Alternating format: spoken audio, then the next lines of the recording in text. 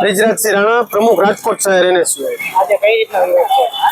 તાજેતરમાં તે NSUI ના રાષ્ટ્રીય અધ્યક્ષ એટલે કે વરુણ ચૌધરીજી જ્યારે વારાણસીમાં મનરેગા મુદ્દે શાંતિપૂર્વક આવેદનનો કાર્યક્રમ હોય ત્યારે ભ્રષ્ટ ભાજપની તાનાશાહી પોલીસ દ્વારા વરુણ ચૌધરીજી ઉપર જોર જુલમથી લાઠીચાર્જ કરવામાં આવ્યો। ક્યાંક ને ક્યાંક વિદ્યાર્થી પ્રતિનિધિ તરીકે એની સાથે અસંવિધાનિક વ્યવહાર કરવામાં આવ્યો એવું અમને લાગી રહ્યું છે।